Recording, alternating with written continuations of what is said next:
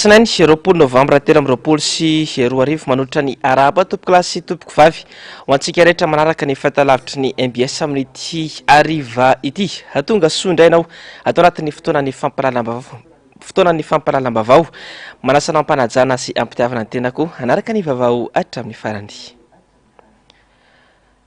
Miantso ny malagasy rehetra anamafy ny tolona ny arahana ny vondron'ireo kandida hivelatra manerana a Madagasikara manomboka eto ny tolona ary olom-pirenena tsiraray no andray anjara feno amin'ny fametrahana ny tany tandalana sy ny fifidianana madio izay nambaran'ny vondron'ireo kandida nandritra ny valandresaka ho an'ny mpanao gazety nataon'izy ireo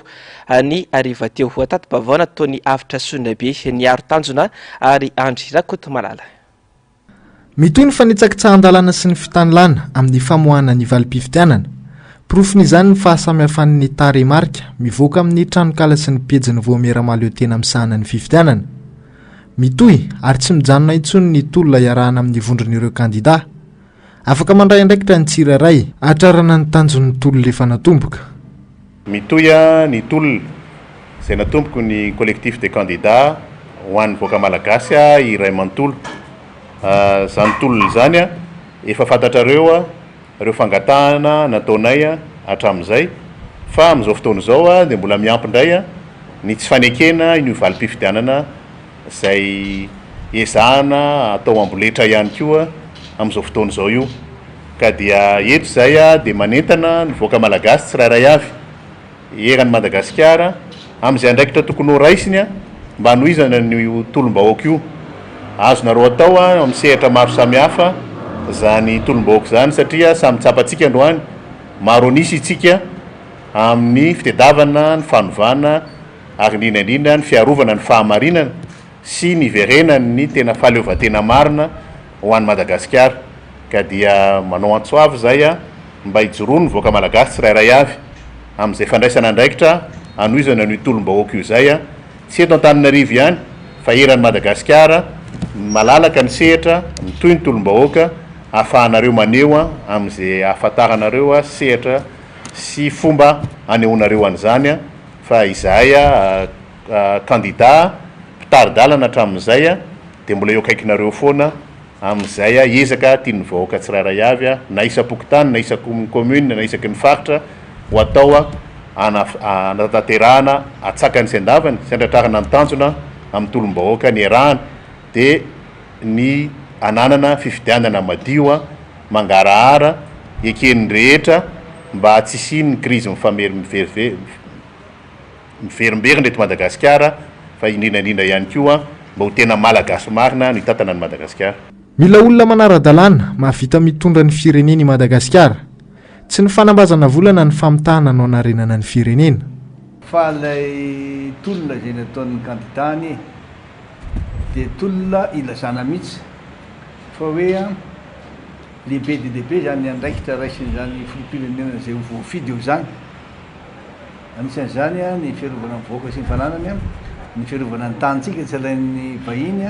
ary indrindra fijerevana izay fomba hiazonana ny lanjam-bolantsika eto Madagasikara amin'ny vola vahiny.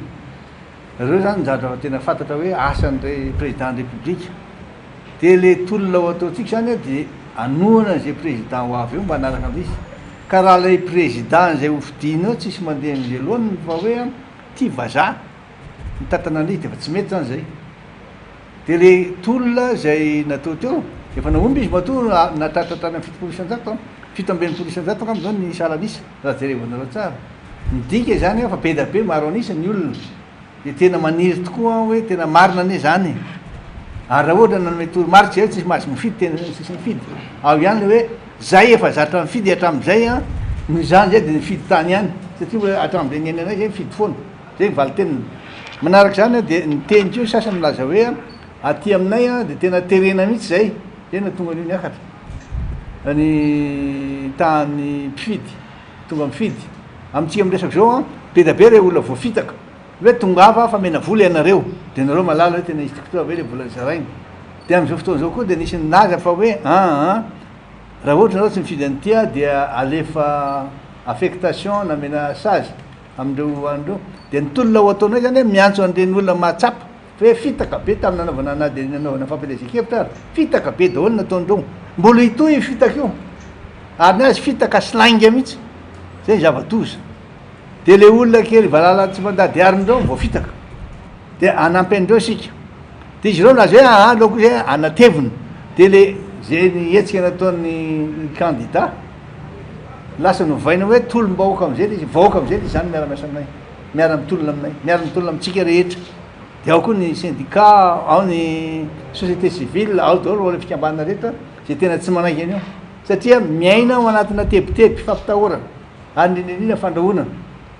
mitady tany-tandalanytsika hitondrana nyreto voaka malagasy reto ametraka an'izay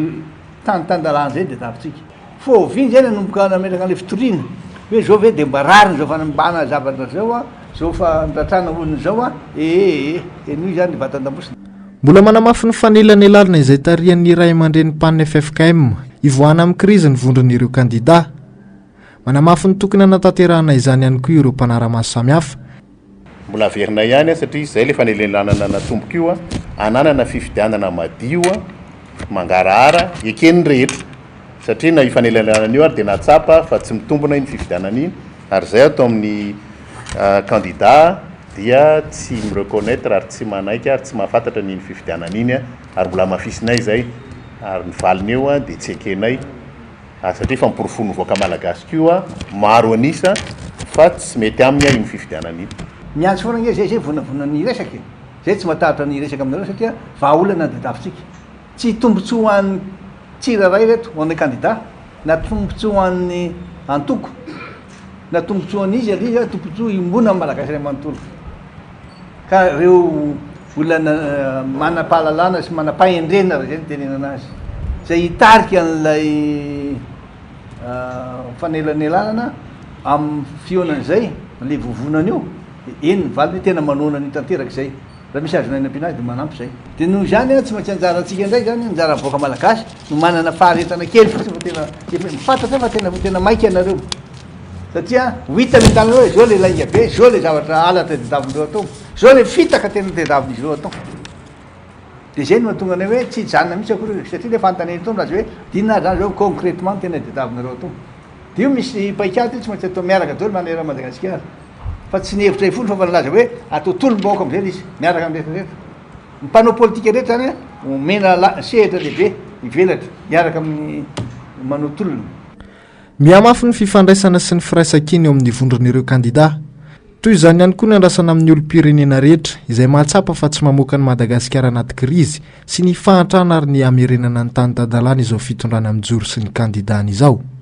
Tsy vidy hoe zay fotsiny fa miaraka voaka malagasy tsy maintsy solidaire daholo raha itolony zany tsika kandidana zany tena tsy pony tsiraray ary tsy vita zany fa tena boty tanteraka mihitsy tsy maintsy mbahina tanteraka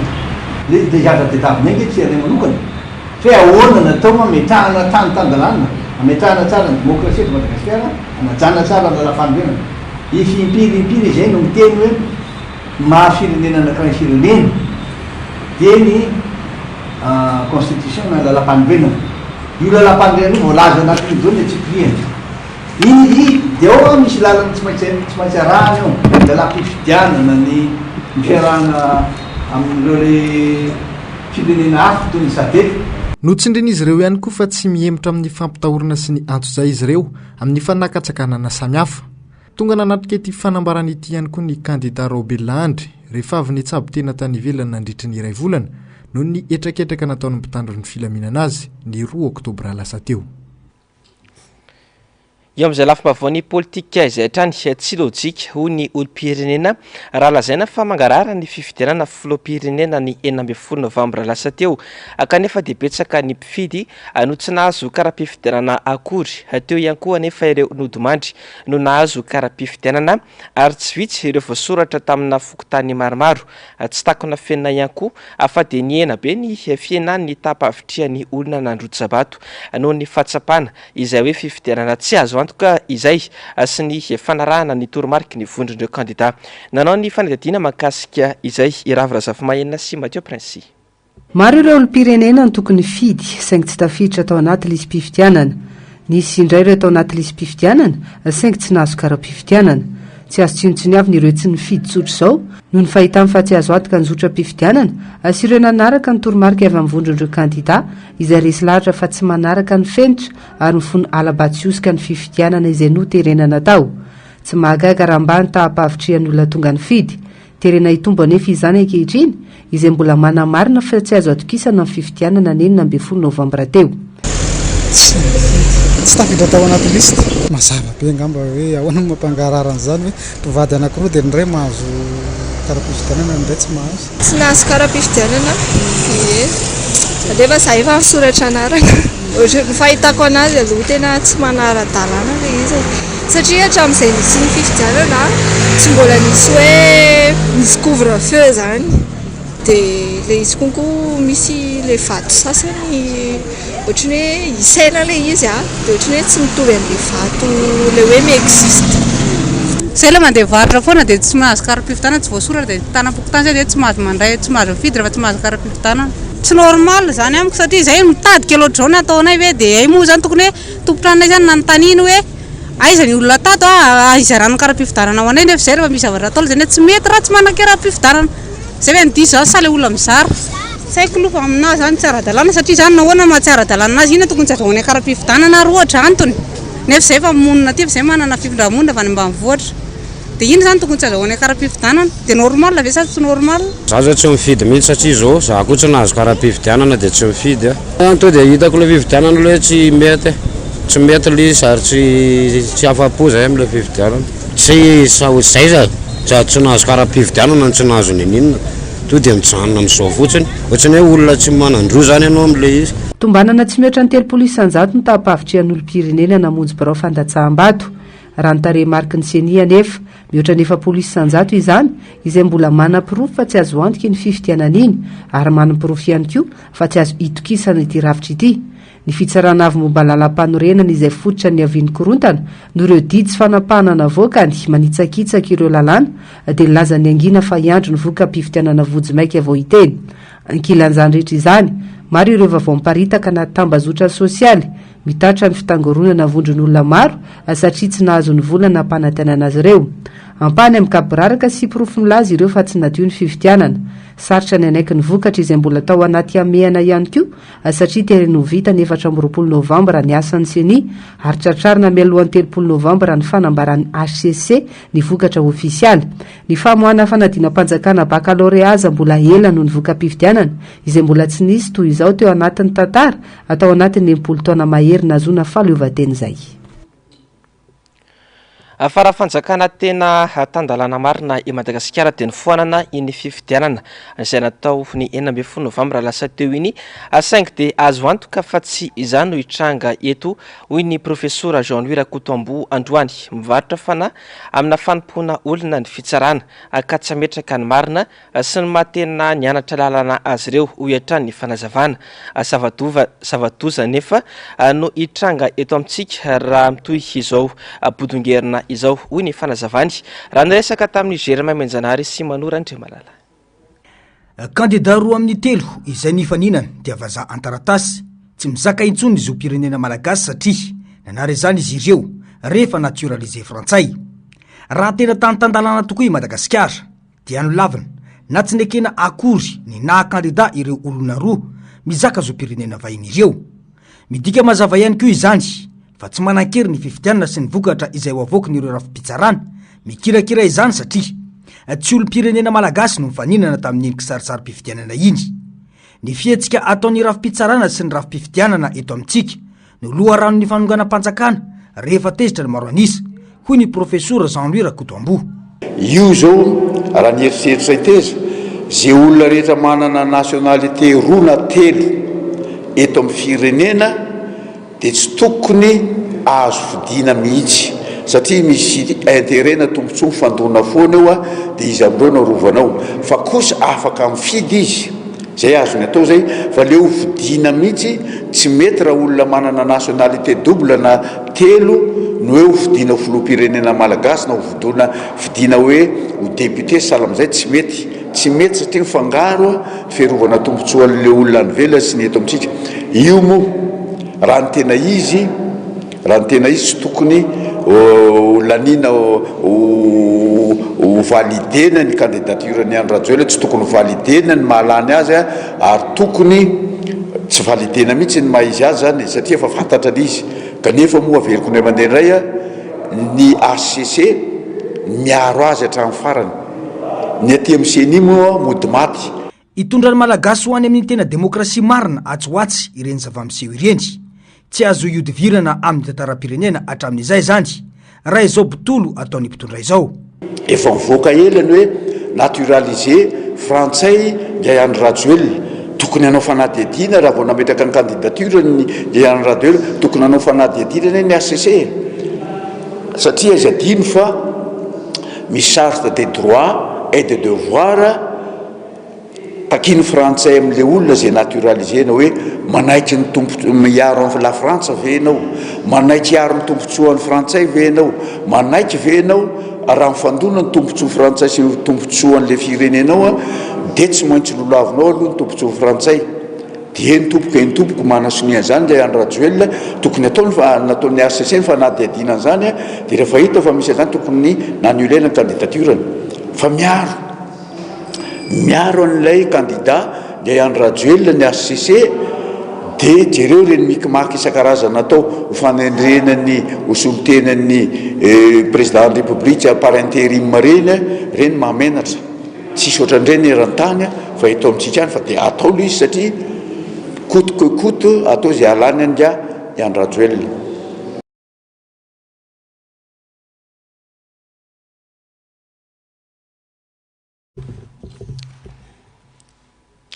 Fahatsikaritra fa miazakazaka mafy ny CENI mampiakatra ny taham-pandraisana anjarany mpifidy tamin'ny fifidianana nataon'izy ireo ny 14 Novambra lasa teo. Ho sarotra ny raharaha raha miziriziry sy anao amboletra amoaka valim-pifidianana tamin'ny zavanisy sy ny tranga. Malona ny maro anisan'ny CENI hoy nambaran'isy ny vavam-bahoaka Jerry Andriambolaina. Tamin'ity androany ity tsy ampilamina firenena ihany koa ny fizirizirina tahaka izao hoy hatrany ny fanazavana. Fanadihadiana sy angom-baovana ataon'i Germain Menjanary sy Manora Andriamalala. Fividianana olona mba androja bato, taham-pandraisana anjara ambany dia ambany, fampitomboana vato azo, fikirakirana voka-pifidianana tsy mandeha amin'ny laoniny, santionany amin'ireo antony tsy mahatomombana ny voka-pifidianana ireo, hoy ny solom-bavam-bahoaka Jerry Andriambolaina. Fokotany maro tao avaradrano no tsy nahitana mpifidy, ary nisy aza ireo biro fandatsaham-bato no tsy nanao fanisana sy nialangalana tamin'ny fanisam-bato no tsy fisina mpifidy tao amin'ireo fokotany sasany raha nitatitra voaray hoy ny fanazavana. Manaporofo ireo ny fiazakazahany CENI mampiakatra ny taham-pandraisana anjara amin'izao fotoana io, hoy ny fanazavana. Indrindrindra ihany koa tao amin'ny resaka hoe fanisana vato ndraidraketra dia tsy mety misy nandray anjara na ny tao amin'ny bureau de vote satria maro bureau de vote zay ny membre amin'ny bureau de vote ihany tao fa tsisy olona avy ety ivelany mihitsy nanaika nisy vato, ary teo ihany koa raha ny tena hoe tsy nanisy vato mihitsy zareo satria tena hoe tsy tay ho tompona andraikitra. Zany hoe maro zany tamin'ireo membre amin'ny bureau de vote ny eritreritra hoe betsaka no mpifidy, kanefa rehefa tena hoe mahita an'izy ireo fa tsy nisy mpifidy mihitsy ny bureau de vote na hoe vitsika ela atao anatin'ilay dia somary natahotra ihany koa zany ireo membre amin'ny bureau de vote ireo dia ohatran'ny hoe tsy sanandray any andraikitra zay napetraka tamin'ny zareo zany. Ary amin'ny toerana hafa moa dia misy mihitsy hoe tsy nisaina ny vato fa tonga dia nirofona fotsiny dia noentina arak'izay itiavany zareo anazy. Manaraka izany ihany koa zany eo ihany koa zao amin'ny faritra Ambohitrarahabo amin'ny zavatra hita Androany dia maro be ireo atao hoe olona milahatra makany hoe tambo-karaman-jareo zay nampanantenana anazy tamin'ny fifidianana zany. Fa izany ndraitraka zany dia porofony hoe nividiana vola ve zany le olona zay nifidy tao na nividiana vola ve zany ny olona anentana ny olona ihany koa andeha anamaro isany zay atao hoe tahan'ny olona hifidy teto amin'ny district Navaratrano ary tsy Avaratrano ihany satria maro ihany koa ireo fitahiraina ny alaky ny Madagasikara zany. Tsy anam-pahefana ary tsy ho tohiteny amin'ny malagasy izay ho filoham-pirenena amin'ny Seolany eo tamin'ny endrim-pifidianana iny. Ny maro anisa no efa tsy naneho ny safidiny ho hiatrany ny fanazavana. Raha zavatra misy zany aloha dia atao hoe tsy azo eritreretina mihitsy hoe ho maro toerana mpitondra zany mba manao forcing hoe ho lanina amin'io tany ny mpifidy io zany na ny taux de participation zany zay tena hoe ambany ty ambany na forcena hiakatra ary izy io a dia tsy mahatratra ny hoe tena mamaro anisan'ny vahoaka malagasy zany. Ny tiana tongavana zany de tena hoe tsy ho maro toerana ary zay anisan'ny efa nanaovan'ireo observateur fanambarana moa zany hoe mila fifampiresahana aingana farany zavatra misy nandrindra ny hitan'zareo tamin'ny fanaraha-masina ataon'zareo zany nandrindra ny fifidianana iny a dia tena hoe vitsy le mpifidy ary tokony ifampiresaka akena ny vahoaka malagasy sy mpisehatra politika rehetrarehetra miaraka amin'ireo fiarahamonim-pirenena sy zay tompona andraikitra eto amin'ny firenena zany tokony ifampiresaka satria hitan'zareo fa mety ampitonga hitondra fikorotanana eto amin'ny tany sy ny firenena ary amintsika miteny zao moa dia na ny tena ka dia hoe fa onona maro na zavatra misy ho ekena ve reny atao hoe valim-pifidianana zay tena mampieritreritra reny zany. Tsy maintsy ijoro ireo malagasy tsy nifidy ireo ary taky ny firosoana amin'ny fifidianana zay olona tena tenisireo hitondra ity firenena ity. Novakiny fandarana angaredina Bantsilana androany ireo endrika alabato maro nataony kandidat-mpanjakana nandritra ny fifidianana izay notanterahana ny 14 Novambra lasa teo. Nampiseho ny porofo manamarina izay fisinina alabato izay androany ny fandarana. Efatry ny ela no nipetrapetraka ny alabato nataony kandidat-mpanjakana ka tokony andray andraikitra ireo rafitra maefa amin'izany. Mamitana amintsika ny fandarana angaredina androany onjalarana ranavimanana sy Tairinena. Miseho lany ny porofo manamarina ny fisian'ny alabato nandritra ny fifidianana filoham-pirenena izay notanterahana ny alakamisy 14 Novambra lasa teo. Ankoatra ny famoahana amin'ny vata fandatsaham-bato izay tsy nampahafantarina mpikambana ao anatin'ny birao fandatsaham-bato. Misy ihany koa amin'izao ny fanovana ireo bileta tao anatin'ny vata fandatsaham-bato ho bileta vaovao mihitsy. Izany toy ny antamin'ireo endrika alabato marobe niseho nandritra ny fifidianana ireo. Iretsiny zao ny valim-pifidianana avy any amin'ny periferika ohatran'ity rehetra zao avy any amin'ny districtny Marolambo commune ny Betampona EPP Befotaka de raha hita eto zany le sary de ampiditra anatin'ity base de données ity zany le izy de manao traitement zay zany zay am'izao io. Eto ndraiky antsika de jereo porofo hitantsika tany amin'ny bureau de vote sasany tany amin'ny district sasany eto Madagasikara irony efa feno vote zany esorina tao de solona vote vaovao ndray solona nampidiriny zareo anatiny ao hitantsika ny vidéo rehetra zany le izy. Eto zao de nasiany zareo marika kely hoe tahaka zao ny zava-niseho tany amin'ny bureau de vote tao amin'ny salle numéro 1 EPP Bekarara. Esorina mihitsy le izy de ampidirina vaovao mihitsy ao anatin'le urne. Hita mihitsy zany izy io tena aratra be vava be mihitsy courage durina en direct mihitsy le izy. Ireo porofo ampelantananay zany dia voalohany ny PV original avy amin'ny solotenanay tany amin'ny bureau de vote tsirairay. Toy izao ny PV tonga eto aminay PV original tonga eto aminay. Izy zao ohatra ny Analamanga zao ny tonga hatreto momba ny Analamanga. Ety ampita eto ny Anjozorobe, ety andanety ny Anatsimondrano, fa ny anatiny any efa tonga ny PV sasany zay efa traité. Ireo PV ireo dia voasonian'ny délégué rehetra noho izany dia marina tsy azo ivalozana ny antotanisa voasoratra ao. Efa tsy ny ela no nipetrapetraka ny fomba entina nidinana ny safidim-bahoaka nataon'ny ekipan'ny fitondrana ary ny fahitana izany no antony nangatany ivondrin'ny kandida ny hanemorana ny fifidianana nandiovana ny kianja aloha. Hatreto mbola tsy andreny sapeo ireo rafitra tokony andray andraikitra manoloana ireo tsy fanaran-dalàna sy alabato miavosi ireo. Izao tranga izao dia manamarina ny ahian'ny vondrin'ny kandida sy ireo malagasy mpiaradia aminy. Ny teny fa tsy madio ary tsy azo antoka ny fifidianana no karakarain'ny fanjakana ka antony nangatan'izy ireo ny hanemorana ny datiny izany. Rehefa nanao letrezana moa ny fitondrana dia nanentana malagasy ny vondrin'ny kandida tsy andeha an-datsabato dia ireny ny arana hita ireny fa nangady ady tokoa ny ankamaroan'ny birao mpifidianana. Mila miara-mijery vahaolana ny malagasy rehetra ho fampandrosoana ny firenena. Mila paikady ihany koa handrisihana ny tanora avitrika amin'ny fandraisany antanana ny fiainam-pirenena hoy ny avy amin'ny observateur international non gouvernemental nouvelle perspective. Anisy tatitra savaranando nataon'izy ireo momba ny fizotra ny fifidianana tamin'ity androany ity. Avitra Sondrabe ny ari-tanjona ary Andrira Kotomalala. Ny ONG Nouvelle Perspective na ny Observateur International Non Gouvernemental dia mikatsaka ny ametrahana ny fanarahan-dalàna mandritra ny fifidianana. Ahitana firenena maro avy aty Afrika toa ny Côte d'Ivoire, Cameroun ary Kenya. Nitondra ny fomba fijeriny mikasika ny nanantanterahana ny fifidianana ny 14 Novambra lasa teo izy ireo. 3 faingo isanjato ny tahampandraisana anjara tamin'ny fifidianana raha nitatitra vonjomaika voarain'ity vondrony ity. Raha ny fanazavana dia voaja ny filaminana nanirana ny rotsy. Olana ty Afrika ny fahalaina ny tanora andray anjara amin'ny fiainam-pirenena. Isan'ny voajerin'izy ireo izany nandritra ny fanatanterahana ny fifidianana teto amintsika. Vous allez vous rendre compte que plus le temps passe, plus la jeunesse n'est pas impliquée dans l'affaire politique de son pays. Et c'est le constat que nous avons fait à Madagascar. Nous avons rencontré des personnes âgées qui avaient plus l'engouement à aller voter que les jeunes. Les jeunes étaient vaqués à d'autres occupations. Je pense que la CENI doit trouver une stratégie pour pouvoir permettre aux jeunes d'être impliqués dans la chose politique. Et vous savez que l'Afrique, en fait, a une population jeune. Donc, quand les jeunes ne sont pas impliqués dans l'affaire politique, automatiquement, le taux de participation sera très bas. Mila irosona ny fifampiresahana azona miara mijery ny fampandrosona ny firenena.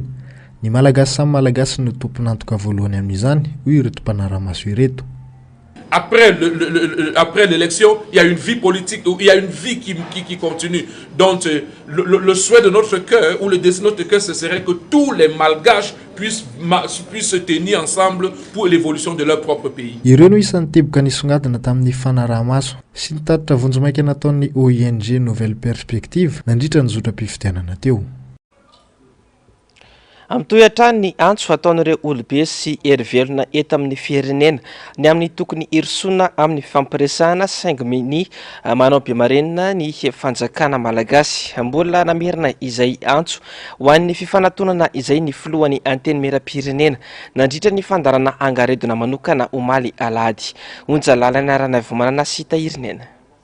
Fotoana ny fanorenana izao, ony filohan'ny antemeram-pirenena nandritra ny fandarana angaredona manokana izay niresahany momba ny raram-pirenena omaly alahady. Anisan'ireo olobe sany ijoro na dia nisy aza nitsindry miantra tamin'ny filohan'ny antemeram-pirenena Christine Razanamahasoa. Miantso ny anatsarana amin'ny fifandrafesana izy ary miantso ihany koa ny rosona amin'ny fifampitiniana. Miteny azy satria araky ny voalazako teo fanorenana izao ary fotoana ny fanarenana, fotoana ny fifanantonana, fa tsy fotoana ny fifandrafesana. Ka tokony ifanatona, fotoana ny fihavanana, mila mifampihavana, fa tsy ifampiantsy na ampiasa fampiantsy ambavana, ampiasa herisetra na ambavana amin'ny fihetsika. Tsy fotoana n'izany tsony zao tompoko hotsika satria tsika malagasy ane dia malaza amin'ny hoe maha malagasy manana fitiavana. Ka dia everiko fa ny fihavanana izany ndro tanjona ary kolotsaina tsy ananany rehetra fa ananantsika malagasy. Antso maro nefa nataon'ireo herivelona maro eto amin'ny firenena ny amin'ny tokony irosona amin'ny fifampiresahana saingy manao be-marenina tsy mety miroso amin'izany ny fanjakana sy ireo olona isan'ny mahatonga ny savorivory eto amin'ny firenena. Ahina mafy nefa nisy ny korontana aoriana kely ao raha mbola mitoy miziriziry ny andaniny. Atakin'ny vovonana BAM izay ahitana foko maromaro mitambatra tahaka ny Betsileo, ny Antesaka, ny Antemoro, ny Atandroy, ny Antefasy ary ny Makoa, ny Anatsanonana, ny Ramatahora sy ny fanaovana tsinotsinona. Ny filohan'ny anteny meram-pirenena Christine Razanamahasoa sy ny praiministra teo aloha Monja Roindefo ity farany izay nisafidy niaraka amin'ny vondron'ny kandida noho ny fahitany ireo tsy fahatombanana maro samihafa eto Madagasikara. Ravirazafy-mahena sy Mateo Prince. Napaikapeno ny fanaovana tsinotsinona filohan'ny anteny meram-pirenena ny vovonana BAM izay ivondrona ny foko maromaro amp'izay ny fiantsiana mety hiteraka ady eto amin'ny tany sy ny firenena. Fifampiresahana sy fifanantonana ihany no vahaolana ahafahana mamany krizy amin'izao fotoan'izao ny fanazavana. Nasarotra io na tsara io mifanometanana ny BAM, mifanotrona ny BAM, mifampiarona ny BAM. Taty afara moa dia ny renin'ny BAM amin'ny alalan'ny Madame Razanamahasoa Christine, zay ny anarany. Dia natao hoe mipipika, mivafa efa antotra ony. Dia hoy izahay, ny reninay tompoko dia mazava ny anarany. Razanamahasoa Christine ny anarany. Raha misy ny anonona ny anarany oka ny anaran'ny feno a no tenenina azasyna diminutif na fanamaivanana amin'ny teny vazaha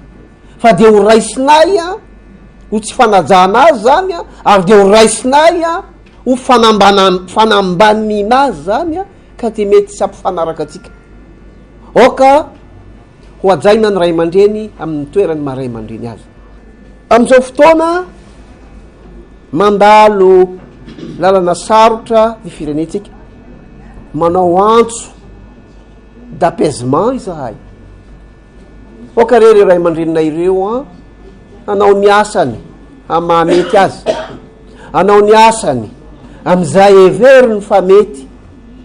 raha misy ny zavatra tsy mety mifanatona any ianareo fa aza ampitahorina ry zareo a aza rahonana ry zareo a fa dia tsy hoekenay notsindriny vovonana ihany koa ny fanaovana raha-matahora monja roandefo izay nisafidy ny tolona hiaraka amin'ny kandida folo mampitandrina fikitikitiana mikambana ho aminy koa ny vovonana bamina Amasoana ny tontolon'ny zavakanto eto Madagasikara noho ny fodimandry ny mpanjaka vavy ny Salegy Bezara Eliane Virginie Nainini Dunia namony ainy omaly teny andalana hitondrana azy hamonjy ny hopitaly tany Antsiranana ity mpanakanto ity rehefa nolazony aretina nandritra ny fotoana maro tany amin'ny fonjany Nosbe efa betsaka ireo antso sy fangatahana amoana azy azahoana mitsabo tena kanefa tsy nekeny fanjakana malagasy mihitsy raha tsy omaly ankoatra ny mampanakanto azy dia mpitarika ny vehivavy ho an'ny antoko tim any Nosbe ihany koa iny ny Dunia onjalalana avy manana sy tahiriny aina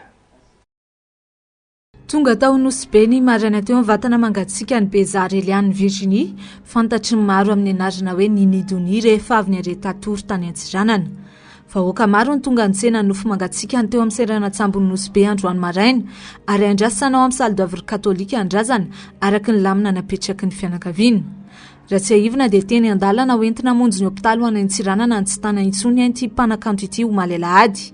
efa ambolana maro no nolazon'ny aretina tao am-ponjany Nosbe izy ary efa maro ny fangatahana natao mba hahafana mitsabo azy ivelan'ny fonja saingy tsy nekeny fanjakana izany ka izao ny afara tamin'ny fahafatesiny izao ny fiombony aretiny ao amin'ny salle d'œuvre katolika any Nosbe araka izany no hanomezam-boninahitra afara nyity mpanjaka vavy ny Salegy ity mitondra mety boka Digo andeha agnatin'ny anteniky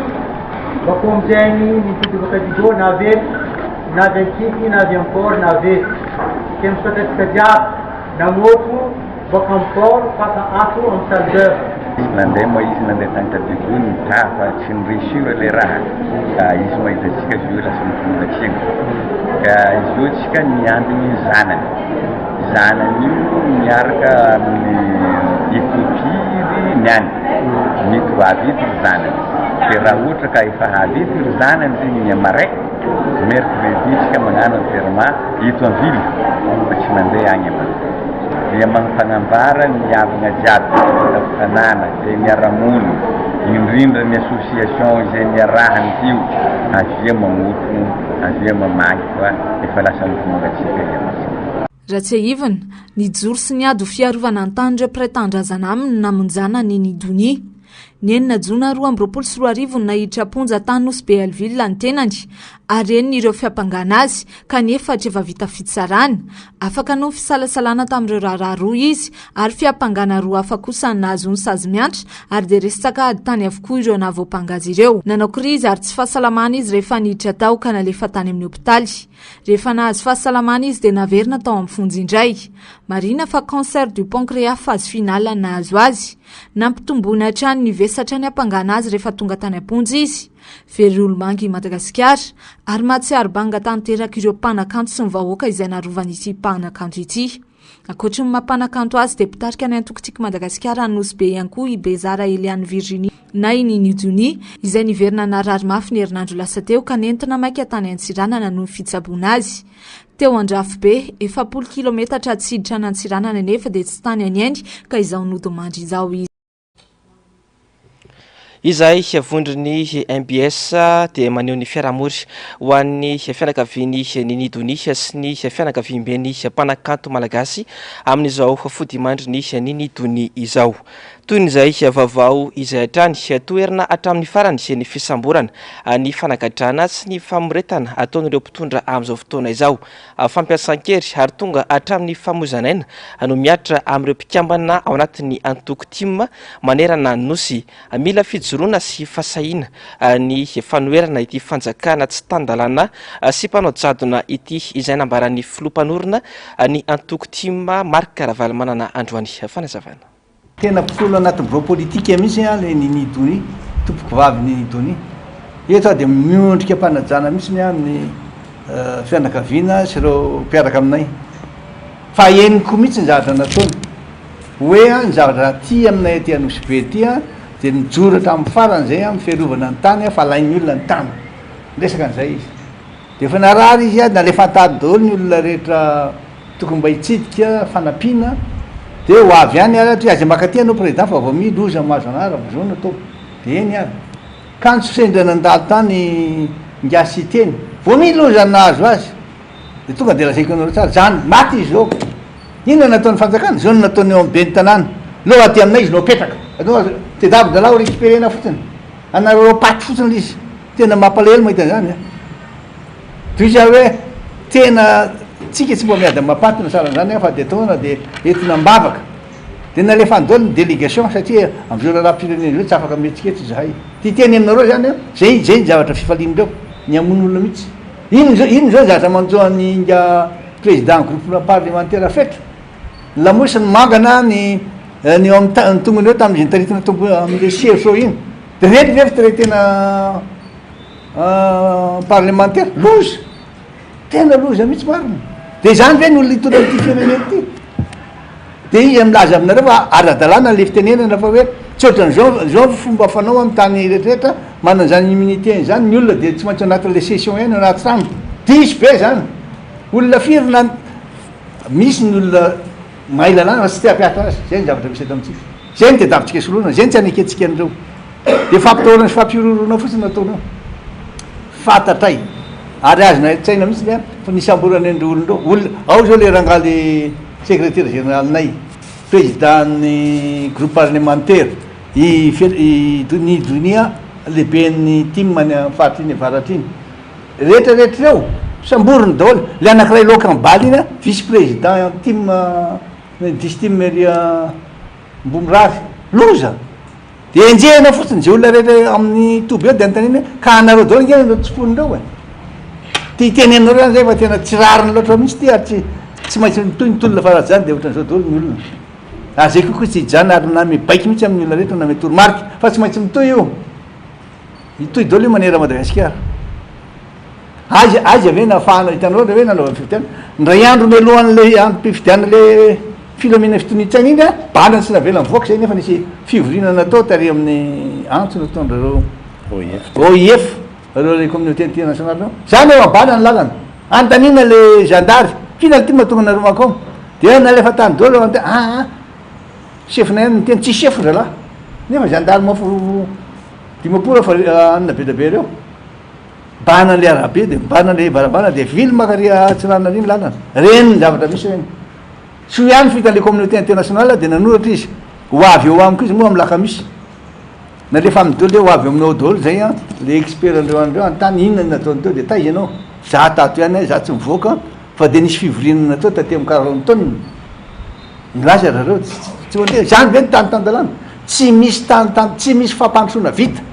raha tsisy ny stabilité ary tsisy stabilité raha tsy avela amin'ny zay re hoe fahafahana mivezivezy sy miteny malalaka ny olona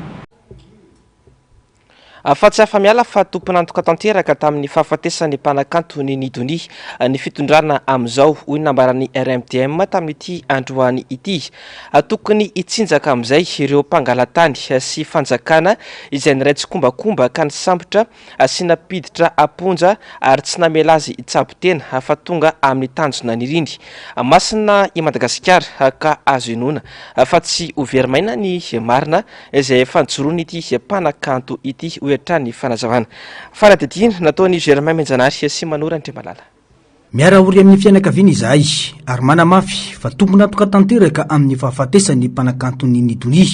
ny fanjakana amin'izao ary tsy afaka miala amin'izany izy ireo koa ny teo anivo ny RMDM androany manoloana ny fahalavony ny mpanjaka vavy ny Salegy. Fanahininana tao ny tsy namelana azy itsabotena na dia efa nisy sy betsaka aza ny antsoantsona tao, ary fanahininana tao ny tsy namoahana azy na dia efa betsaka aza ny antso izany noho ny fahamarinana anana ny ity mpanakanto ity. Tsy ho avelantsika raraka ny tany ny tolona izay namoizany ny avantsika aina io ho hiatrany ny fanazavana. Amina lahelo lehibe satria mafy dia tena mafy aminay tokoa ny fahalasana izay nanjoany ramatoa io na ny zavatra nitranga sy ny traitena azy nandritra an'izay fotoana fahavelomany tao amin'ny fonja izay. Eto izahay dia miara-miombona lahelo amin'ny fianakaviana ary makahery ny mpikambana sy ny fianakaviana ray manontolo manerana ny Madagasikara. Mbola miantso koa izahay ny vahoaka malagasy mpiray tanindrazana mba tsy hanao raraka amin'ny tany ny tolona izay nataony ho an'ny tanindrazana, satria nanapirofo ny fitiavana ny tanindrazana sy ny fiarovana ny majinika ny amin'ny fandravana sy ny fangorona ny vahiny ny tany eto amintsika izany ady zany, ary mbola aditsika rehetra zany zay dia miantso ny malagasy rehetra ankoatra ny vazaha zany zay mieritreritra ny tena vazaha dia mba hiaro ombokevitra hiaro ny tany ny gasy sy hiaro ny majinika ny mpiray tanindrazana aminy isika rehetra. Fa zahay kosa dia maneho ny hevitrinay tsy ampiambambana fa ho tazominay tomponantoka amin'ny fahafatesany ny mbadiky ny fahafatesany lay ramatoa ny mpitondra fanjakana misy ankehitriny. Tsy afa miala amin'ny fahafatesany ianareo satria natao ny fomba rehetra mba niangaviana sy nangatahana na ny famoahana azy ho tsaboana any ivelany ny fonja misy azy dia tsy nekenareo izany fitsaboana izany, tanteraka ny fanirianareo maty izy ankehitriny ka ho raisinay tomponantoka amin'ny fahafatesany ianareo mpitondra fanjakana. Isan'ny delegation nalefa ny filoha Marc Ravalomanana nitsidika nanao fanadiadiana ary nanao ny fomba rehetra nangatahana ny mba azahoan'ny voaka ny fonja itsabo tena ny teo anivo ny RMDM ary mahafantatra tsara ny tena zavanisy sy ny tranga na tamin'ny antony fisamborana sy ny tazomana azy tany amponja hatramin'izao nalasanana izao raha ny fanazavana trany. Fa izahay reto dia vavolombelona noho ny raha ny président Marc Ravalomanana nandeha tany Anosy be nanao ny fomba rehetra na ny fomba amoahana azy na ny fomba hitsaboana azy na ny fomba rehetra zay mba ny azo natao amin'ny zavatra rehetra fa tsy nahitanay valiny tamin'ny mpitondra fanjakana ankehitriny fa natao foana ny fomba rehetra zay ho atonga azy ho any amin'ny fahafatesana. Tanteraka izy mandraka androany zany fahafatesana zany fa tena ny raharaha andro aliny izahay mbola mifampiantso mifanomihery manao zay fanampiana rehetra zay azo atao izahay avy aty Antananarivo. Raha tsy aivina dia nisy fotoana nanao fampakarana ny rarana nanjehana azy tany amin'ny fitsarana ambony any Diego iny Nidony ary nahazo ny rariny ka afaka namoronana dossier hafa indray anefa izy nitazomana azy ary nomena mandat de dépôt vaovao indray.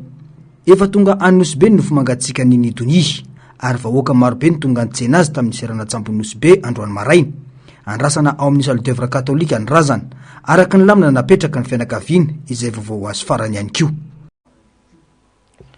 Mila mijoro ny rehetra indrindra ny vehivavy mahalona ny fahalasany ny Nidony. Tsintsoniavina ny lafiny ara-pahasalamana any amponja ary ahina hatramin'ny aina mihitsy tahaka izay niatra tamin'ny ny Nidony ka mila anaovana fanairana sy fitakiana ho ny filohan'ny vehivavy tiako Madagasikara Analamanga ary finina Rahelso avitra Sondrabe ny aro tanjona ary andry rakoty malala. Alahelo ranomaso izay niseho nandritra ny firesana tamin'ny filohan'ny vehivavy tiako Madagasikara Analamanga manoloana ny fahalasan'ny Nidony mpanakanto reny mpianakaviana ary mpitarika ny vehivavy tia Anosy be. Efa ela ny nangataka fa mitsorana vonjomaika ity mpitarika ny tia manateorana ity noho ny omamiadan'ny saraka nahazo azy. Tsy neken'ny fanjakana nefa izay fangatahana fitsaboana izay. ambany zavatra nefa ny fiahina ara-pahasalamana ny amponja ary manaraka hatramin'ny aina toy izao mihitsy ny zava-misy hoy ny filohan'ny vehivavy Tia Manalamanga izay efa volombelona ihany koa satria efa nampidirina amponja ny tena ny taona 2024. Tamin'izay tany nisy ankizy maty koa zany vokatry ny resaka tsy fahasalamana satria ao amponja zany raha aretina matinjinika aloha dia mety ho vitany ihany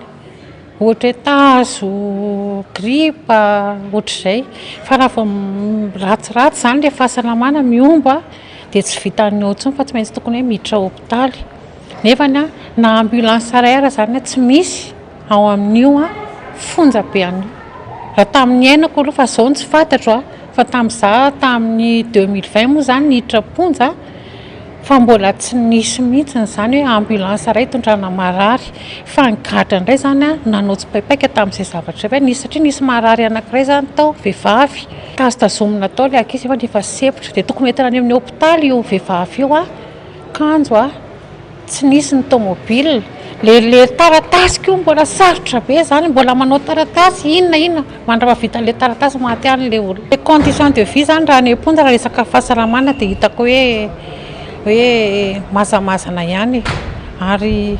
matony nidoniny niatra tamin'ny fahafatesana tsy vitany tao amponja ntsony le izy fa tsy maintsy nentina niditra hopitaly zany nefa na izany ara tara loatra le zavatra natao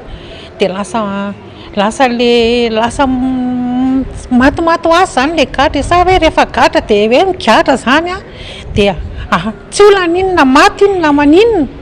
Mila fijoroana avy amin'ny rehetra ny tranga toy izao indrindra amin'ny mahavehivavy renim-pianakaviana fotoana izao hijoroana fantatra ihany koa fa isy ny hetsika ho ataon'ny vehivavy Tia manoloana ity tranga ity. Maninona raha olon-kafa amin'ny marary ray minitra dia mivoaka tsy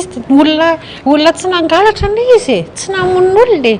efa hita zao hoe tena marary tena efa tena hoe mangavy fa mbola tsy navoaka ihany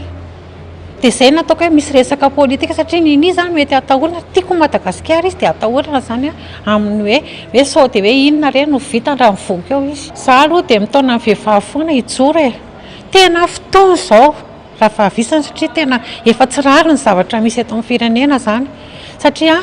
efa fahafatesana zao hoe miatra dia mbola angina foana tsika vehivavy za zany tena mitaona mihitsy za tena mijoro na ino kiantra na ino kodona manoloana ny zavatra misy amin'izao fotoana izao. Voaporofo izao fa ahinatra amin'ny aina mihitsy ny tsy vito-vipitsiry ara-politika ny fahasahina mijoro fiarovana ny tanindrazana sy ny fanoherana tsy maty manoto eto amin'ny firenena. Afany antemeram-pirenena ihany no mandray fanapahan-kevitra farany na hiakatra fitsarana na tsy ny solombavam-bahoaka fetra Ramozafimbololona ny 12 Desambra ho avy izao. Hoy ny mpikambana eo anivon'ny bromatry ny antenimera-pirenena tamin'ity androany ity tsy manam-pahefana moka na andidiny fitsarana noho ny raharaha mahakasika ny solombavam-bahoaka ny zandary ohatra ny kestora fahatelo eo anivon'ny antenimera-pirenena androany ny mahalasa saina hoy izy dia voabaiko ny zandary hatramin'ny mpitsara eto amintsika ankehitriny. Germain sy Manora Andriamalala. Tsy mbola misy taratasy fiantsona na taratasy avy amin'ny ministry ny fitsarana tonga eny anivon'ny bromatry ny antenimera-pirenena manoloana ny raharaha mahakasika ny solombavam-bahoaka fetra Ramozafimbololona. Misy atanatohatra tokony araina izay efa tsy hita tany amboalohany nanomboka tany amin'ny fisamborana sy ny tazomana azy 10 andro teny amin'ny brigady ny zandary teny fiadanana hoy ny fanazavana. Amin'izao anefa dia nalefa antsokosoko teny amin'ny fitsarana ny raharaha ary voalaza fa ny 12 Desambra izao no hiakatra fitsarana ity solombavam-bahoaka ity. Hatramin'ny fitsarana no manitsakitsaka ny lalàna eto amintsika hoy ny fanazavana. Misy vahomiera maharitra anankiray mitsangana eto anivon'ny antenimera-pirenena izay miresaka momba n'io fotsiny miasa momba n'io fotsiny rehefa misy tranga mahakasika solombavam-bahoaka. Le tranga eto tsy hoe fiahihina solombavam-bahoaka ny ananinany fa raha misy zany hitan'ny fahefa-pitsarana hoe tokony hanadianaovana fanadiadiana solombavam-bahoaka na tokony hisamborana solombavam-bahoaka na tokony hitsarana solombavam-bahoaka na tokony hamonjana solombavam-bahoaka dia tsy maintsy mandalo amin'io vahomiera maharitra io vahomiera io zany no iangan'ny dingana rehetra makany amin'ny fanalana n'ilay immunité parlementaire procédure de levée d'immunité parlementaire zany no filazan'le izy a de commission zay misy mpikambana 10 miady hevitra sy mikarakara ny dingana rehetra makany am'izay fananisorana ny immunité parlementaire zay na tsy no mikarakara azy ary am'izay fotoana zay ministre ny fitsarana no magnon fangatahana makaty amin'ny anteny miram-pirenena fa tsy hoe mpitandro filaminana eriana ny rino anapa-kevitra fa ministre ny fitsarana no manao ny fangatahana makaty anivon'ny anteny miram-pirenena ary ny bromaritry ny anteny miram-pirenena de mampiditra n'lay tranga lay antota taratasy makany amin'ny voamera maharitra io izay miasa io voamera maharitra io raha ny tokony ho izy tokony ahitana fitsinjarana ny hery politika eto anivon'ny anteny miram-pirenena zay ny voalazan'ny fitsipika anaty mifeny anteny miram-pirenena mananjo andray fanapahan-kevitra amin'ny olo ny anteny miram-pirenena raha miziriziry iroso amin'io fitsarana ny 20 desambra io ny fanjakana ny ministry ny fitsarana no tokony andefa taratasy fangatahana any amin'ny filohan'ny anteny miram-pirenena fa tsy zandareny an-kianja no andray fanapahan-kevitra makasika solom-bavambahoaka iray mazava ho azy fa tsy maintsy hiaro an'ilay androm-panjakana izahay le solom-bavambahoaka eo ihany mazava ho azy rehefa hitanay hoe tsy manatsiny le solom-bavambahoaka fa hitraketraka politika no ilana vaniny aminy de miaro azy zahay fa miaro ihany keo lay satan'ny androm-panjakana ny anteny miram-pirenena satria tsy raha sanatry izay no mitranga de anaporofo zany zay fefa tena fanaovana tsinitsinina n'lay androm-panjakana sy ny lalàna mifehan'io androm-panjakana io mihitsy no ataon'le fahefana-panatanteraka zay ngely le didy jadona ny resahana foana e didy jadona zay miainga avy any amin'ny fahefana-panatanteraka ny fampiarana azy ny andininy 7 ao amin'ny lalam-pandrenany izay navoaka ny rajoelna ny volana desambra 24 ary miasa sy manan-kely amin'izao repoblika fa efatra izao dia milaza sy misoratra mazava fa tsy misy solom-bavambahoaka na dia iray aza azo enjehiny karoiny samboriny tanana amponja na tsaraina no ny hevitra naposany na latsabato nataony teo ampanaovana ny asany tsy ho ihany fanao mafisiny eo amin'ny andalana faharoa fa tsy misy solom-bavambahoaka na dia iray aza azo enjehina sy samborina no ny eloka bevavana eloka tsotra mandritra ny fotoam-pivoriana raha tsy nazahoana alalana tamin'ny anteny miera raha tsy hoe tratra ambodiomby ary ny fahatelo dia napetra ny tsara ihany koa fa tsy misy solom-bavambahoaka aza azo samborina ivelan'ny fotoam-pivoriana raha tsy nazahoan-dalana tamin'ny brony anteny miera raha tsy hoe tratra ambodiomby noho ny fanenjehana nomeny lalàna na fanamelohana tanteraka tsy misy najay ny fanjakana misy roy amin'ny rajoelna ireo rehetra voasoratra ireo nandritra ny fisamborana ny solom-bavambahoaka fetra raha lambozavombololona orinasa telo fo miampy ny espace dera no mainy afo tokony tamin'ny 12 ora atoandro tanoany sy atetsy tsy adana afantatra fa court-circuit tany ambony riana no voalaza fa ny andohan'ny afo kanefa dia efa mandeha any sy ny fanetadiana amin'izao fotoana izao nasarotsarotra aza ny fehezana ny afo dia voafehy izany sy rehefa tonga ireo mpamonjy vona ravirazafa mahina se Mathieu Prince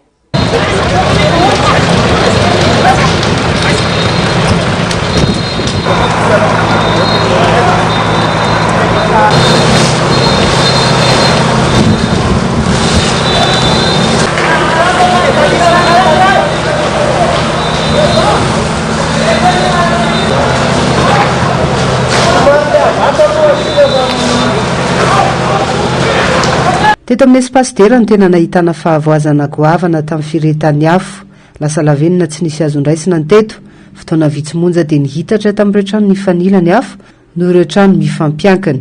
may koa araka izany orinasy iray mampiasa olona manodidina ny 50 manao ireny antsoina hoe call center ireny tao anaty fahaterana no namindrana aingana ny entana toy ny solosaina sy ny sisa toeram-pisakafoana iray tokony hisokatra amin'ny herinandro ambony io ihany koa no ny arambony may avokoa ny entana rehetra tao anatin'ity toerana ity tamin'ny 12 ora sy 20 minitra ny mpamonjy voina no nahazo antso amin'ny firetana eto amin'ny espace dera tamin'ny 12 ora sy 20 minitra no tonga teto toerana ny mpamonjy voina ary nanomboka ny famonoana afo ny fiaingan'ny afo dia tato an-damosiko amin'ny alaka ilana kavanana ary nihitatra sy nahazo an'ity trano misy rihana eto andamosiko akavy tsy nisy ny olona naratra na namony ainy ny fahasimbana ara-pitaovana no betsaka ka eto dia manainga antsika rehetra mponina Antananarivo mba ho malina ahina foana ny firehetana eny fa na dia ao anatin'ny orana azy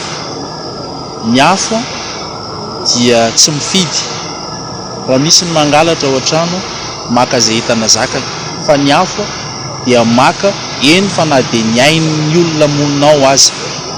ary ny fananana dia tsisy avahany ka dia manainga antsika rehetra mba ho malina andray ny fepetra rehetra mba hisoroana ny afo antsoina ihany koa ireo toeram-piasana mba handray ny fepetra rehetra amin'ny fahafahana miatrika ny famonoana hafa sy ny fisoroana indrindrandrindra izany amin'ny andavanandro satria ny faharavana toy izao dia tsy miatraika amin'ny tompony trano ihany fa ahina izy fiatraikany amin'ny asany olona tsirairay avy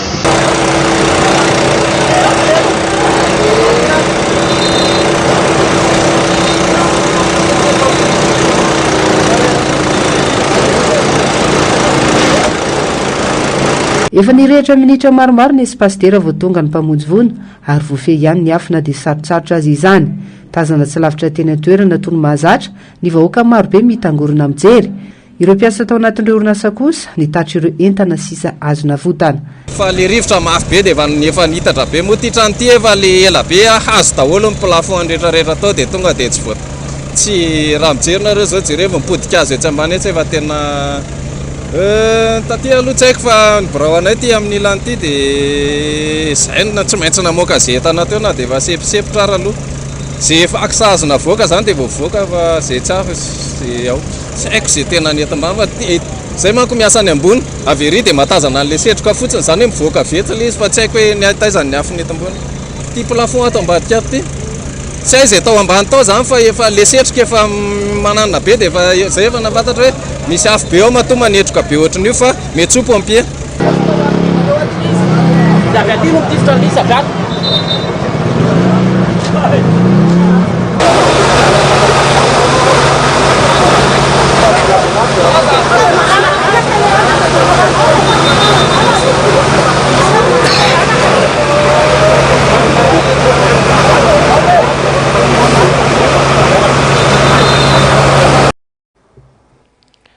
lafim-bavao ny fahasalamana mila fandanjalanjana ary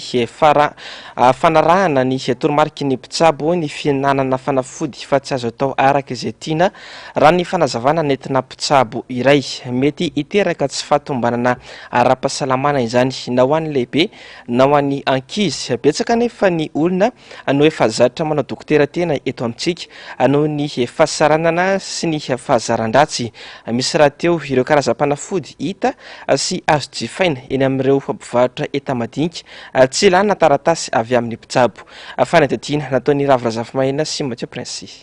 Mampanana sarotra ny fitsaboana ny fahasahiranana sy ny fahazaran'ny ratsy misy ankehitriny noho n'olom-pirenena tsy mamonjy mpitsabo ny akamaroan'ny olona raha tsy efa tena sarotra ny fahasalamana vitany amin'ny efika sy ny fihinanana izay fanafody heverina fa mety ahasitrana ny aretina. Zay rehefa marary ao an-trano rehefa le aretina ohatrohatr'izany dia tsy makany amin'ny dokotera fa fantatra fotsiny hoe zao fanafody anao aminazy ohatra hoe aretina io zao dia kôbara dia marary andoha dia paracetamol ampiasaina. Tsy sara indray mba mividy eny amin'ny tsena kely tsy paracetamol nana paracetamol raha ohatra hoe sanatsy marary andoha tena marary kibo mihinana fanafody métro dia rehefa inona zany makany amin'ny dokotera tsy makany fa tsy le atao tsy makany vola tsisy zay tsy makany amin'ny dokotera nefa anavy izy dia voana fotsiny dia zay mety hiteraka aretina hafa ho an'ny tena nefa ho ny mpitsabo ny fihinanana fanafody tsy nahazoana toromarika mazava mety tsy andaitra amin'ny vatany intsony ihany koa ilay fanafody rehefa hohanina matetika. Raha olona ataontsika hoe marary aty be manao insuffisance hépatique sy ny olona manao insuffisance rénale tsy mitovy ny habe amin'ny fanafody omena an'ilay olona azy ny dokotera mandanjalanja an'izay. Raha olona milanja 5 kilao tsy mitovy hoe amin'ny lanjana fanafody omena ny olona milanja 20 kilao. Ny dokotera zany mandanjalanja ny fanafody omena an'ilay olona. Manarak'izay ny fanafody dia misy ny antsoina hoe faharetan'ny fitsaboana na ny hoe traitement mety misy ndray mandeha alefa ihany mety misy 3 andro mety misy 5 andro misy 20 andro misy embolana tsy azo atao zany manapatapaka anao fanafody reo a rehefa hoe io fa mahazoazo aina kely fa raha voate tsy voaja zay de lasa miteraka ny antsoina hoe lasa matanjaka ilay otrika aretina na miteraka ny antsoina hoe résistance ary am'izay a tonga am'ilay tenitsika malagasy hoe namono biby tsy mahafaty ka ifiteran'ny rambiny ary lasa misantrotra be ny fitsaboana an'ilay aretina rehefa avy eo tena farany tsy mety isaky mihinana fanafody de paracetamol de mahita de oatra mihinana bonbon sasany zao de misy mamorona lainga am'izao fotoana hoe finanana paracetamol hony de isaky ny adiny 4 hoe auréole tsia diso zany misy dozy io paracetamol io misy ny olona tsy mazaka paracetamol tsy mahagaga moa raha taty arina be debe ny malagasy lasa nanao ny antsoina hoe hépatite médicamenteuse simba noho ny atiny noho ny finanana nyo zay bazina paracetamol rehetra na iferalgan na doliprane na parafise io na kelvao na inona tsy mety tena tsy mety. Anisa mampirongatra ny fanaovana dokotera tena raha ny fanadihadiana ny fahazona mividy ireo fanafody sasany tsy misy taratasy avy any amin'ny mpitsabo. Raha teny amin'ny toeram-pivarotam-panafody nanaovana fanadihadiana dia ireo fanafody antsoina hoe fortifiant no tena betsaka mividy amin'izao fotoana izao, ao ihany koa ireo karazana fampidinana hafanana sy ny fanafody tazo. Vaovao ny baolina kitra indray sarotra ny amaritana ny toeran'i Madagasikara amin'ny fiadiana ny tapakila ho amin'ny fiadiana izay tompon-daka maneran-tany amin'ny taranja baolina kitra ho ny mpamakafaka sipiti baolina kitra androany miovaova ny traikefa ny firenena tsiraray avy ary sary toerana mbola tsy afaka mitopy-teny fatratra noho ny tsy fampiny ny fanomanana isika fanadihadiana nataony avitra Sondabe ny ari-tanjona ary Andrira Kotimalala. Ao anatin'ny vondrona iny misy any bareny Madagasikara ao anatin'ny lalao fiadinan'ny tapakila izay ho tompon-daka maneran-tany na ny mondial 2024. Ahitana ny Comore, Tchad, Ghana, Mali ary Centrafrika ity vondrona misy antsika ity. Raha ny lalao voalohany no tanterahana ny zoma teo dia niondrika ray no ohatra teo anatrian'ny Ghana izay efa mpandray anjara amin'ny mondial isika malagasy. Anio alina kosa nanaovana ny lalao faharoa ka ifandona amin'ny Tchad ny mpilalao malagasy.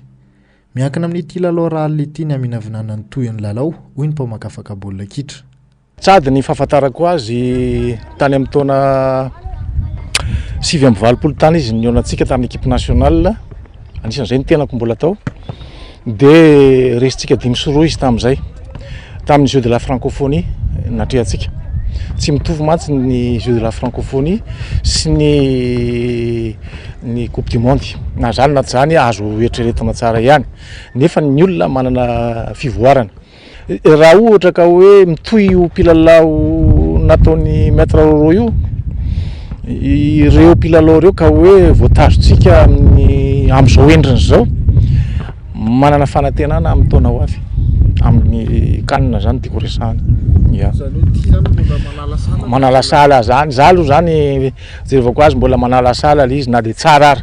Ny antsika mantsy tsara foana dia rehefa avy eo ratsy. Zay foana zany ny vokatr'ilay fanomanana sy le zava-misy. Ho hitantsika eo fa za zany tsy tonga dia avy hatrany dia hoe manana fanantenana be loatra fa ny any zava-misy no andresako azy. Raha tafita moa tsika araba soa araba tsara midingana zay iverina fa mila tsaraina foana zany ny fiaraha-miasan'ireo mpitondra ao anivon'ny fédération. Tokony ho tsara ny vokatra raha ireo mpilalao najoro. Olana mipetraka foana ny fan'ny tsy fisian'ny fampivondronana ara-potoana izay tandrevaka raiky tapisaka amin'ny fanatanjahantena malagasy. Tsara ny mpilalao ny baria zany na ny fomba filalaony teo ambony kianja fa ny indro kely moa tsy maintsy misy foana zany amin'ny football. Raha ny eo mivondrona indray azo eritreretina ihany ny tokony atafakarantsika ao anatin'ny dingana kanefa moa ny baolina tsy azo atao calcul ohatr'izay fa manahirana zany ny football. Hafa ny ekipa fa hoe manana traikefa na ataontsika hoe niaraka ela zany. Ny antsika nge ireo mpilalao reo vao nitsopotsoponina voaingany ka na match amical raha tsy nisy akory fa ny fahaiza manao ny mpilalao tsirairay nge no entina teny ambony kianja tamin'iny. Amin'ny ankapobeny zany misy fifandraisana ihany zany amina sehatra politika tsy manafangaro an'izay fa na le fanomanantsika raha de efa misy fandraisana zay mety manana zany ka za aloha tsy de tena hoe manantena zato isan-jato na hoe de tena hoe tsy maintsy tafiditsika fa hitako ihany lezaka ataon'le boakely aloha manana an'izay finiavan'izay izy eo ihany koa ny firaisankinatsika petit baolina kitra eto Madagasikara sy ireo mpitantana ny football tsy de tena manana erzika loatra tsika zany mametosika an'ilay mpilalao zay zany fijerevako azy misy zavatra mbola lamina be dia be zany manana chance betsaka tsika amin'ny fandehanana fijerevana mpilalao fa tsy manana fotoantsika hiatrehana fanomanana zany sy hanaovana regroupement mba maharitraritra. Amin'ny folora alina no ivantana avy any amin'ny kianjan'Ojda Maroka ny lalao ifanandrina ny Tchad sy Madagasikara. Lafimavao fanatanjahantena izay hatrany nandrobaka medaly 20 ny ekipa pirenena malagasy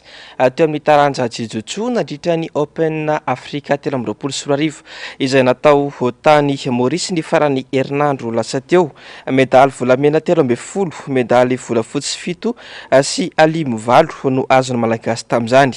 Samy nahazo medaly avokoa ireo mpilalao nandrafitra ny ekipa pirenena. Ny batany medaly volamena 2 hita tamin'ny Randriamanantena teo amin'ny Skadzy vehivavy. Ny lehilahy indray dia nahitana Anzo Aina Randriamanga nahazo medaly volamena iray, volafotsy iray. Andira Samy Anoarana nahazo medaly volamena iray ary alimo iray. Amaranantsika ny vaovao amin'ity hariva ity mavesatra ny takaitra navelan'ilay rivodoza mahery fiona nandalo tany amin'ny faritra Republique Dominicaine nanomboka androany maraina. Olona iray ny fantatra fanamony ainy 520 sy 740 ny voatery ny ala ny trano fonenany raha ny antotanisana voaka ny tompon'andraikitra tany antoerana. Onjalalana Ranavomanana sy Tahiriniana. Les images sont impressionnantes. Le son. Nandravarava tany amin'ny faritra République Dominicaine ilay rivodoza mahery fiona rehefa nandalo avy tany Porto Rico ny alahady lasa teo. Vokany olona iray namony ainy 520 sy 740 sy real voatery ny ala ny trano fonenany tany amin'ity departemanta amerikana ity. Lalana maro ihany koa ny tapaka sy divotry ny randro vokatry ny fianjeran'ny andrin-jiro sy ireo hazo maniry manamorona ny arabe. Ny tanàna Mpuntakanany tena voamafy noho ny fandalovan'ity rivodoza mahery ity. Tapaka tanteraka ihany koa ny herinaratra ny toerana ka sarotra amin'ny fampitam-baovao. Olona 720 sy 700 nefa nafindra any amin'ny toerana azo antoka nanomboka ny maraina teo araka ny tatitra nataony Juan Mendes Garcia talemsana mivonjovony any toerana. Olona valo etsiny tsy afaka misitraka raha fisotro madio araka ny taremarika navoaka ny tompon'andraikitra trany. Mahatratra 510 kilometatra isan'ora andrivotra ny entin'ny fiona arahina mbola hitombo ny heriny ato anatin'ny 2 andro manaraka. Manoloana ireo tranga ireo nanambara ny filoha amerikanina Joe Biden fa miditra anaty amehana ny any amin'ny departemanta ny République Dominicaine. Nampitombony anisan'ireo mpamonjy afana manarina faran'izay aingana ny fahavoazana. Incommensurable. Cet ouragan a déjà eu un impact violent. Ny fandarana Aona Marina, ny fandarana Global News, ny fandarana Dinka, ireo ny fandarana Arainao. Aorin'izao fotoana ny fampalalam-baovao izao. Aorin'izay kosa ny oronoatsary indray amin'seho mitondra lohateny hoe ava. Ny sampana fampalalam-baovao dia misaotra anao nanaraka ny vaovao hatramin'ny farany ary mametraka ny veloma mandrapitafa ho amin'ny rampitso indray tompoko lasy tompoko vavy veloma tompoko.